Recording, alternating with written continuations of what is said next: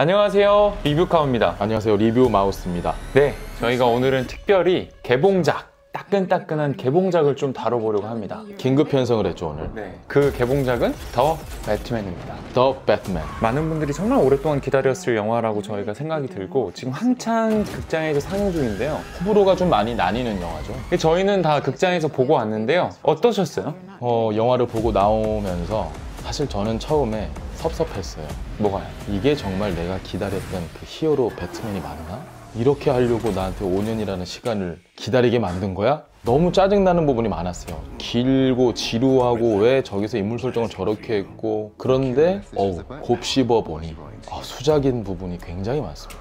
아, 그래요? 영화의 첫인상이 바뀌는 경우는 잘 없는데. 설명을 좀 해드리겠습니다. 이 영화가 왜 좋고 왜 안 좋은지는 찬찬히 한번 알려드리도록 하겠습니다. 혹시 근데 영화를 보실 생각이 있는 분들은 영화 보고 나서 꼭 저희 리뷰를 다시 들어주시길 바랍니다. 지금 듣지 마시고요. 이 더 배트맨과 관련된 몇 가지 재미있는 소식을 알려드리면, 지난 주말에 북미 시장에서 개봉을 했거든요. 첫 주말 3일 동안의 흥행 수익이 1억 2,850만 불입니다. 이야, 우리 돈으로 거의 한 1,500억 되겠죠? 대단하네요. 그만큼 그 북미 시장에서 더 배트맨을 기다린 분들이 굉장히 많았다는 걸 알 수가 있고, 이 기록은 스파이더맨 노웨이 홈에 이어서 코로나 팬데믹 기간 동안 두 번째로 많은 흥행 수익입니다. 저도 사실 DC 팬인데 저는 마블보다 DC 스타일이거든요. DC 팬들이 목을 빼고 기다렸습니다. 과연 놀란 감독의 배트맨 이후에 어떤 배트맨이 나올까? 근데 앞에 또 더를 붙였단 말이에요. 수어사이드 스쿼드가 1은 그냥 나왔는데 2는 더 수어사이드 스쿼드가 나오면서 퀄리티가 훨씬 좋아졌어요. 배트맨은 이번엔 훨씬 더 멋있겠구나 라는 기대를 품고 극장 가신 분들이 많은 게 아닌가. 저 같은 분들이 아마 대부분일 거예요. 제가 그래서 그 국내에서 좀 평이 갈리길래 로튼토마토라는 유명한 평점 사이트가 있잖아요. 거기 가봤더니 오늘 기준으로 85%더라고요. 85%면 굉장히 괜찮은 축에 속한다고 저는 생각이 들고, 역시나 이 배트맨과 스파이더맨은 양 코믹스사를 대표하는 히어로가 아닌가, 그런 생각이 들었습니다. 첫 번째 주제는 트루 디텍티브 배트맨으로 뽑았습니다. 이번 배트맨이 좀 탐정물에 가깝거든요. 그래서 이렇게 주제를 뽑아봤는데 어떠셨어요? DC의 약자가 디텍티브 코믹스잖아요. 그러니까 처음에 DC가 나올 때부터 탐정물이 모든 만화의 시초였고, 배트맨도 처음에 탐정이었어요. 1950년, 60년대 초반에 나올 때만 해도. 그런 걸 보면 원작에 아주 충실한, 사실상 첫 번째 영화다. 거의 웬만한 탐정 저리 가라 할 정도로 추리를 바로바로 하잖아요. 근데 그 추리의 과정은 저희가 사실 못 따라간 경우가 좀 많은데, 어쨌든 원작에 충실했고 탐정물로서는 그 기능을 아주 잘했다. 하지만 영화 세븐이나 본 콜렉터나 이런 영화를 보면서 저희가 이런 거였어? 이런 뜻이야? 라는 느낌의 그런 어떤 추리의 희열을 느낄 수 있는 영화는 아닙니다. 이건 기본적으로 히어로 영화이기 때문에 탐정물로서의 기능을 갖췄다 뿐이지, 정말 내가 그럼 탐정 영화를 볼까? 이런 마음으로 접근하시는 분들은 아마 없을 것 같아요. 탐정 소설이나 이 탐정물을 보면 일단 굉장히 어둡거든요. 그게 이제 배트맨 시리즈가 갖고 있는 그 고담시의 어두운 배경과 굉장히 잘 맞는 면이 있고, 그리고 이 음산하고 이 어두운 분위기 속에서 범죄가 이렇게 싹 트기가 굉장히 좋잖아요. 그래서 탐정물과 이 배트맨은 잘 맞는 궁합이라고 저도 생각이 들고, 특히 탐정물 같은 경우는 내레이션이 좀 많이 나옵니다. 아주 독특했어요. 이런 배트맨은 본 적이 없잖아요. 그래서 이번 더 배트맨 같은 경우는 이제 오프닝에서부터 내레이션으로 시작을 하잖아요. 굉장히 막 목소리 쫙 깔고, 로버트 패티슨이 Fear is a tool.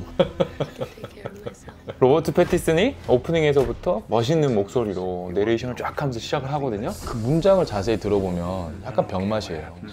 약간 초등학교 한 6학년짜리 애들이 겁줄 때 하는 말이에요. 고담시는 어둠에 쌓여있다. 이런 식으로 이제 하는 게 조금은 유치할 수도 있는데, 어쨌든 그런 탐정물의 요소가 좀 들어가 있고, 리뷰마우스가 얘기하신 대로 저도 탐정물의 반전이라든가 아니면 추리의 그런 희열을 느끼기에는 조금은 부족했던 것 같고, 히어로물에 탐정물을 좀 섞다 보니까 탐정물 자체로서의 장르적 쾌감은 좀 덜했다. 데이비 핀처 감독의 영화 세븐을 보면 어두운 분위기가 그대로 재현이 되면서 탐정물 말 그대로 쫓아가잖아요. 단서를 보면서 우리가 그 탐정이 된 것처럼. 그리고 명장면이 나오잖아요. 디텍티브라고 부르는 범인이 자수를 하는 그런 장면들. 이게 몰입이 돼야 되는데 배트맨은 사실 그 부분이 너무 아쉬워요. 몰입이 안 되니까 탐정물로서 역할을 하면서 계속 영화를 끌고 가는데 우리가 약간 동떨어져 있어. 그러다 중간중간에 배트맨의 고뇌와 액션씬을 보면 아 맞다 이거 참 배트맨이었지. 그러다 또 어느 순간 추리를 하고 있고 그 부분이 사실 약간 버무러지는 과정에서 저는 좀 아쉬웠어요 개인적으로. 코믹스 원작에서는 완벽하게 이런 느낌이거든요. 배트맨이 탐정으로서 역할을 하면서 어두운 곳에서 고뇌도 하고 원작을 잘 구현해냈다는 점에서는 아마 많은 분들이 좋아하시지 않을까. 두 번째 주제는 어둡게 더 어둡게. 낮이 거의 안 나오고 비도 많이 오고 밤에 사건이 벌어지죠. 모든 옷이 다 검정색이야. 그래서 일단 그런 시각적인 것도 굉장히 어둡고 그 다음에 이 고담시 그리고 배트맨의 아버지인 토마스 웨인의 진짜 정체를 밝히는 그 과정 속에서 점점 더 깊게 어둠 속으로 빨리 들어가잖아요. 그래서 저희가 기존에 알고 있던 배트맨의 뿌리와 좀 다릅니다. 그 부분이 참 좋았죠. 그러니까 코믹스에 여러 버전이 있는데 최근에는 이 토마스 가문을 좀 비판하는 그런 코믹스가 많이 나오는데 우리가 기존에 알고 있던 토마스 웨인은 그야말로 너무너무 좋은 사람이고 자식을 사랑했고 돈이 많고 뭐 이런 이미지지만 여기서 아주 적나라하게 아, 저 사람도 그냥 일반적인 인간이고 우리와 똑같은 고뇌를 하는 사람이구나 라는 게 나타나잖아요. 저는 그런 설정 자체가 오히려 브루스 웨인이 배트맨으로 성장할 수밖에 없는 어떤 원동력이 되지 않았나. 그래서 저는 그 설정은 좋았어요. 토마스 웨인이 공경에 처하자 결국 범죄자에게 손을 내민 거거든요. 그렇죠. 나 좀 도와달라고. 그렇죠. 배트맨 브루스 웨인과 아버지 토마스 웨인이 고담시의 정의를 어떻게 보면 상징하는 인물들인데 알고 봤더니 배트맨의 아버지인 토마스 웨인이 범죄자와 손을 잡았다? 와, 이거 좀 충격적이긴 했어요. 영화 조커 때부터 약간 그 조짐이 보이긴 했어요. 토마스 웨인을 마냥 선한 인물로 그리진 않잖아요. 그때부터 조짐이 보이다가 이번에 완벽하게 구체적으로 토마스 웨인도 결국 한낱 인간일 뿐이라는 거, 본인의 가족을 지키기 위해선 자기의 신념도 포기한다는 걸 보여줬고 이 영화 전체를 보면 사실 브루스 웨인, 그러니까 배트맨 자체가 너무너무 불안정하고 본인의 신념이 뭔지도 몰라요. 그냥 증오로 범죄자들을 응징하잖아요. 초반에는 복수라고 하잖아요. 스스로 사회 질서나 이런 거에 대해서는 초반부터 거의 끝날 때까지 그런 게 없어요. 그냥 때려 눕히고 부수고 공포를 심어주고 그런 것만 있는 걸 보면 아, 토마스 웨인도 브루스 웨인도 모두가 우리와 비슷한 인간이고 히어로는 결국 한 끗 차이구나. 사실 이런 부분은 현실 세계를 최대한 반영을 한 느낌도 있어요. 원작을 잘 살린 것도 있지만 그 부분은 저는 너무 좋았어요. 시나리오 자체가. 이 브루스 웨인이 배트맨 2년 차일 때 정도를 가정하고 사건이 벌어지기 때문에 아무래도 배트맨이 자기가 누구인지, 자기가 왜 이렇게 자경단 활동을 하는지 분명하게 철학이 정립이 안 된 것 같아요. 그러다 보니까 고뇌하는 게 잘 보이고 눈빛이 항상 불안하고 그 다음에 우리가 좀 더 인간적인 배트맨이라고 생각할 수도 있겠다 라는 생각이 들었어요. 그 자경단 얘기를 좀 해보면 아마 영화 초반에서 중반 이후까지 보다 보면 철없는 도련님의 객기인가? 이런 생각이 좀 들긴 또 하거든요. 명분이 많지 않아요. 그냥 나의 아버지를 죽였을 법한 그 범죄자를 내가 응징하겠다. 그래서 때리는 폭행 장면도 정말 분해서 때려요. 그리고 아무도 배트맨에게 도움을 요청하지 않아요. 고든 빼고는. 그러니까 사람들에겐 그는 그냥 자경단인 거예요. 그냥 이상한 아이, 좀 싸움 잘하는데 그냥 우연히 범죄자만 때리네? 그런 이미지로 가기 때문에 감독이 그걸 의도를 한 게 아닌가. 당신이 보고 있는 배트맨은 사실 이런 인물이었어. 이게 배트맨이야. 놀란 감독의 그 배트맨 비긴즈와 다크나이트의 배트맨과는 차이가 많이 나. 이런 걸 보여주고자 했던 게 아닌가 싶어요. 그래서 고든 외에는 경찰들도 이 배트맨을 어떻게 대해야 될지 좀 갈팡질팡해요. 이 범죄 현장에 배트맨이 와도 되는 건지 경찰도 판단이 안 되고. 되게 유치한 게 나이트의 그 적진에 쳐들어갈 때 문 똑똑거리고 너 나 누군지 몰라? 약간 너 나 누군지 알지? 이런 얘기를 하는 게 진짜 유치했구나. 2년차 배트맨은 진짜 그러니까 Fear is tool. 이게 얘들 나 누군지 알지? 뭐 이런 느낌으로 가서 아 정말 불완전하고 정말 너무너무 유약한 존재구나. 그런 걸 잘 보여준 건 맞는 것 같아요. 하지만 유치한 부분이 분명히 있다. 그러니까 리들러가 악당이 된 이유가 조금은 잘 이해가 안 되기도 했거든요. 정신병자라고 생각하면 이해가 빠를 것 같아요. 그러니까 우리가 다 내 상황이 불행하다고 해서 리들러처럼 되진 않잖아요. 그쵸. 내가 고아이고 뭔가 이 고담의 재개발 계획으로 내가 피해를 봤다고 해도 리들처럼 되는 사람은 정말 드물 거거든요. 마찬가지로 근데 배트맨처럼 되지도 않아요. 명대사를 날렸잖아요. 히스레저 조커께 배트맨하고 1대1로 대화를 할 때 야 너나 나나 다 괴물이야. Forever. Then why do you want to kill me? I don't want to kill you. What would I do without you? Go back to ripping off mob dealers? No. No, you complete me. You're garbage. You kills for money. Don't talk like one of them. You're not. Even if you'd like to be. To them, you're just a freak. Like me. 그 대사가 배트맨의 전체적인 주제를 압축해주는 거라고 보거든요. 그러니까 이번에도 보면 리들러도 그렇고 배트맨도 그렇고 목적이 비슷해요. 이 사회의 나쁜 놈들을 응징해보자 우리가 한번. 너나 나나 마스크를 쓰고 나면 완벽해질 수 있어. 우린 같은 팀이야 라고 얘기를 하는 게 비슷할 수 있다. 배트맨이 선만 안 넘었다 뿐이지 총을 안 쓴다 뿐이지 죽이지 않는다 뿐이지 사실 목적 자체만 보면 비슷한데? 아까 리뷰하고 얘기했던 것처럼 굳이 저 상황에 저렇게까지 할 사람들이 많이 있을까? 없는 것 같은데?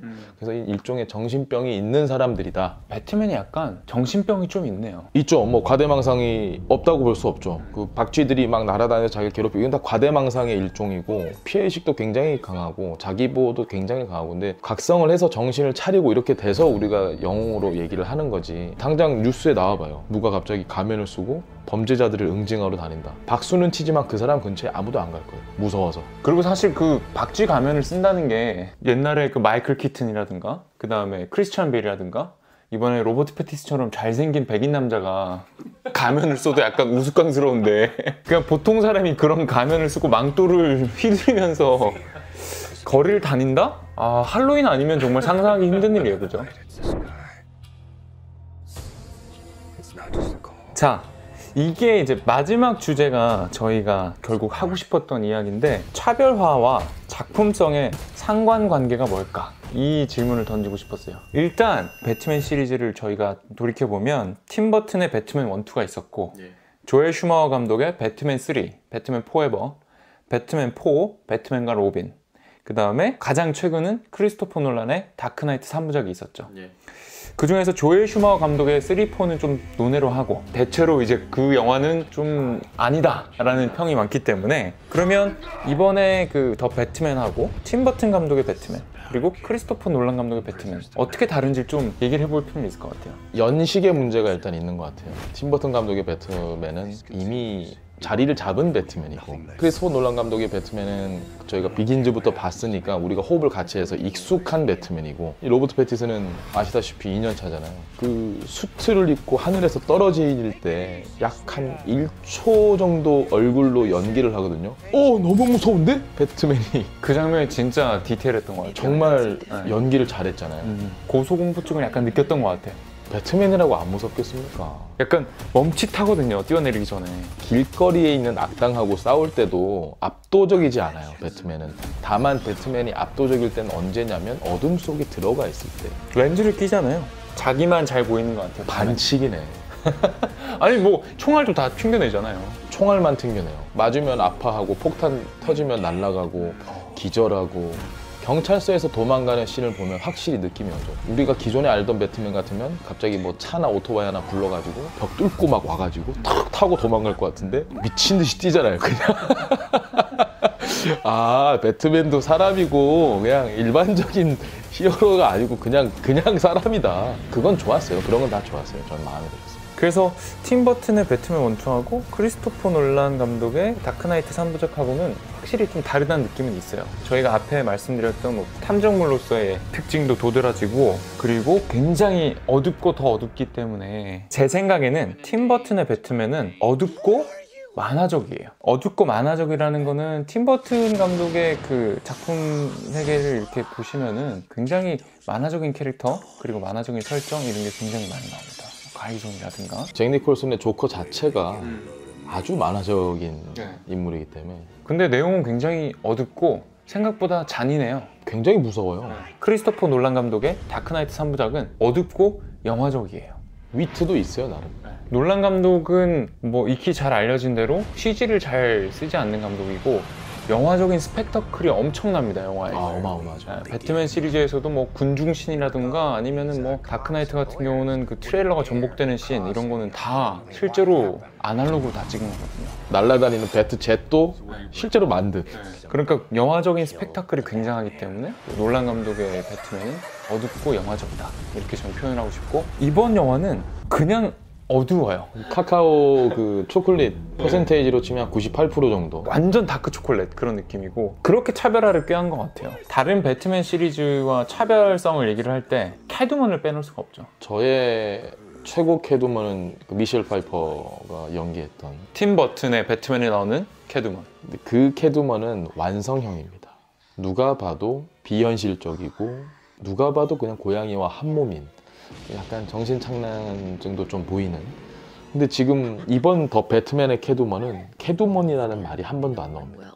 그냥 뭐 캣과 뱃 뭐 이렇게 농담 삼아 얘기를 할 정도지. 하지만 온 몸짓과 그 의상과 이런 걸 보면 자연스럽게 고양이가 떠올라요. 캐트우먼도 이제 캐트우먼 비긴즈잖아요, 이 영화가. 사실 캐트우먼이 어떻게 캐트우먼이 돼 가는지 그런 과정을 보여준 점에서 이거 다 그냥 집어쳐도 될 만큼 섹시해요. 너무 섹시해요. 영화를 보시면 알아요. 정말 섹시해요. 막 얼굴이 막 섹시하고 이런 게 아니라 그냥 선 하나하나가 섹시해서, 퇴폐미가 뭐 지금 로버트 패티슨 얘기만 하잖아요. 퇴폐미를 능가해요. 캐트우먼이 그 퇴폐미를 능가했어요. 뭐 NSOA도 캐트우먼을 했었고, 그 다음에 뭐 할리베리도 잠깐 캐트우먼을 했었고, 미셸 파이퍼도 캐트우먼을 했었고, 다양한 캐트우먼이 있었죠. 다 뭐 당대 미녀들이고 최고였죠. 굉장히 뭐 섹시한 분들이 캐트우먼을 다 했지만, 이번 캐트우먼이 정말 매력적이라고 생각이 들었던 게, 일단 캐트우먼을 하게 되는 계기가 잘 나와 있어요. 남자로부터 폭력을 당한 자기의 친구를 구하기 위해서 뛰어들다 보니까 점점 캐트우먼화 되는 거거든요.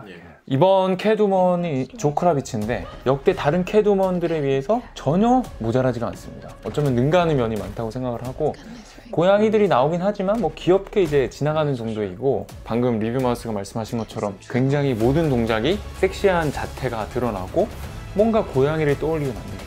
그래서 굉장히 매력적인 캐트우먼이라고 저도 생각이 들고, 지금 캐트우먼은 저는 완성형이 될 준비가 된 캐트우먼이다. 정말 어울렸다, 더 배트맨과. 그러니까 캐릭터 설명도 잘 됐고, 그 다음에 캐릭터의 표현력도 좋았고, 그리고 앞으로 굉장히 활약이 기대가 된다, 이렇게 정리를 할 수가 있을 것 같습니다. 그런데 아마 많은 관객분들이, 영화를 보신 분들이라면 이 차별화가 곧 잘 만든 영화라고 볼 수 있는 건가? 라는 생각을 하셨을 것 같아요. 확실히 엔딩 크레딧이 올라오고 딱 그냥 다르긴 달랐어 라는 생각이 들잖아요. 완전 다르죠. 이건 수작인 부분이 분명히 많이 있다는 것도 관객들이 다 알 거예요.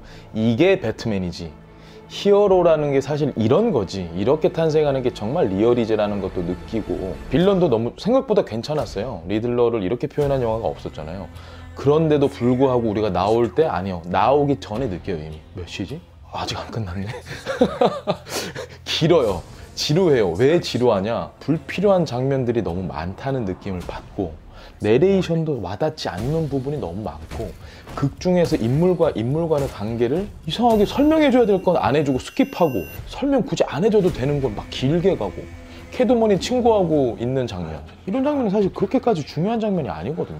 정작 캐트우먼이 사실 우리 아빠 팔콘이야, 그런 얘기는 그냥 1초 만에 넘어가고, 이 얼마나 중요한 대사인데 지금. 그래서 그런 걸 보면서 또 알프레도와 배트맨과의 관계를 보여주는 장면들도 좀 긴 것들이 있어요. 그래서 그런 걸 보면서 이게 지루하면 끝이다, 아무리 좋은 영화라도 지루하면 끝이다.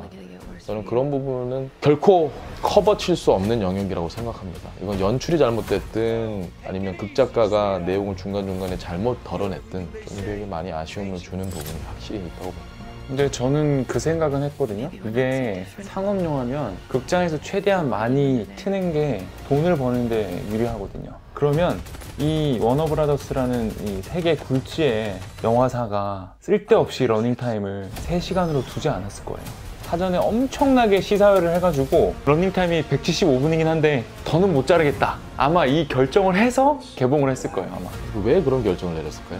아마 러닝타임을 3시간으로 해도 이야기를 지루하지 않게 관객들이 따라오리라는 생각이 있었기 때문에 결정을 그렇게 했을 텐데. 아쉬운 부분이네요. 엔딩 그 캐트우먼과 배트맨이 오토바이 타고 알콩달콩 가는 그 장면만 좀 줄였어도 전 그 장면이 가장 불만이거든요. 예, 굳이 왜 그렇게 했을까? 캐트우먼과의 관계가 이 더 배트맨의 성장에서 그렇게까지 중요한가? 각성을 하는데 도움을 준 인물이 캐트우먼이 맞긴 하지만 이제 3부작 시리즈 3개가 나갈 텐데 시리즈 2를 앞두고 마지막에 그렇게 오토바이로 왔다 갔다 하는 걸 보여줘야 됐나? 정 보여주고 냈다면 뭐 한두 번 정도 갈림길에서 헤어지는 것만 보여줘도 되지 않았나? 사이드미러로 그렇게 뒷모습을 오래 지켜봐야 됐나? 왜? 안 그래도 지루해 죽겠는데? 너무 긴데 왜 이렇게 했을까? 막 화가 나요. 막. 저는 그 장면을 보고 화가 났어요. 그래서 너무 안 좋은 마음으로 나와서 이 영화 별론데라고 생각을 한 착시 효과도 있어요. 의도는 있는 거죠, 사실은. 네, 그래서 아마 그 장면이 좋았던 분들은 저랑 비슷한 생각을 했을 것 같긴 한데 그 오토바이 질주하는 장면이 굉장히 로맨틱해 보이긴 해요. 서로 이제 엇갈리고 앞서거니 뒤서거니 가면서 새들이 암컷 수컷이 서로 이제 구애의 춤을 추는 것 같더라고요. 그래서 그거를 이제 오토바이 질주하는 걸 표현한 게 아닌가? 그런 생각은 들긴 했는데 아마 이 러닝타임 3시간에 달하는 러닝타임은 많은 분들의 호불호가 갈리는 중요한 원인이 될 것 같긴 해요. 초반에서 중반까지가 지루하면 안 되거든요. 근데 영화의 오프닝부터 재밌어요. 그리고 지하철에서 싸우고 막 지하철 그 역 플랫폼에서 싸우는 것도 재밌어요. 근데 그 이후부터 뭔가 처져. 막 처지다가 팔콘에 따라가고 펭귄 따라가고 막 이러면서 이제 펭귄 따라가는 차 체이싱 그 장면에서 뭔가 희열을 느끼고 배트모빌을 저렇게 표현했어? 너무 리얼한데? 그래. 어떻게 차에서 미사일이 나가. 007 시리즈도 아니고 2년 차니까 부스터 하나 달아놓고 시동도 초반에 걸까 말까 막 이러잖아. 미친놈처럼 쫓아가잖아요. 이게 펭귄이 빌런인지 배트맨이 빌런인지도 모르고 누가 보면 배트맨이 빌런이에요 지금. 그런 장면들을 보면서 조금 지루함을 덜어내긴 하나 너무 아쉬웠다 이렇게 정리를 하면 될 것 같습니다. 오프닝 장면 기억나죠? 리들러가 창문으로 이렇게 망원경 같은 걸로 바라보는 그 장면이 아주 상징적이고 핵심적인 장면이잖아요. 어린아이가 자경단 옷을 입고 아버지를 찌르는고 아버지가 쓰러지는 연기를 하는 배트맨의 탄생이죠 이게 바로. 이런 좋은 장면이 있는데 명장면을 얘기를 해드리자면 액션이 굉장히 돋보이는 시퀀스가 몇 개 있어요. 있어요. 확실히 네. 있죠. 초반에 그 지하철 플랫폼에서 싸우는 장면이라든가 제가 또 인상 깊었던 거는 봉준호 감독의 설국열차랑 약간 비슷한 연출이라고 저는 생각을 했는데 배트맨이 팔코네가 운영하는 나이트클럽에 찾아가서 어둠 속에서 총을 든 악당들하고 싸우는 장면이 있는데 거기서 이제 배트맨이 어둠이 되고 그러니까 배트맨이 그림자가 되고 그림자가 곧 배트맨이 되는 그런 상황 속에서 유일한 조명이 악당들이 쏘는 총의 불빛이거든요. 총열에서 나오는 총열이 내뿜는 그 불빛만 유일한 조명이고 배트맨이 밝아질 때마다 위치가 막 바뀌면서 악당을 제압하는 아주 멋진 장면이 있어요. 저는 액션씬이 너무 멋있었으면 오히려 그 부분은 좀 더 배트맨이 보여주고자 했던 흐름하고 일치하지 않을 거라고 생각을 했어요. 2년 차에 불안정하고 이제 막 히어로의 삶을 선택을 한 배트맨이 너무 싸움을 잘하고 악당들을 막 한 방에 물리치고 막 이런다? 그건 또 이건 영화랑 안 맞는데? 하긴 생각해보면 크리스토퍼 놀란의 다크나이트에서 배트맨이 배트모빌로 철사를 이렇게 연결을 해가지고 조커가 탄 트레일러를 전복시키는 장면이 나오잖아요. 그 배트맨은 그럴 수 있죠. Now there's a Batman. Who you wanna play? Come on. Come on.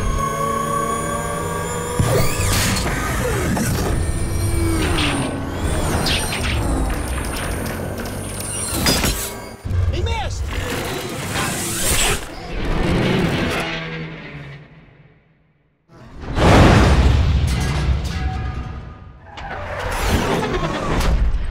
근데 그건 너무 고난도 스킬이라서 그러네요. 그 액션씬이 너무 멋있긴 한데 그 정도로 능숙한 배트맨은 아닌 거죠 지금. 그러니까 지금 배트맨은 총을 맞고 쓰러져서 못 일어날 정도가 됐을 때 위기에서 누군가를 구해줘야 된다. 그러면 아드레날린인 것 같아요 아마. 그걸 몸에 탁 주입을 해서 갑자기 일어나는 걸 보면서 이야 잘 표현했다 이거. 그래 배트맨도 인간이야.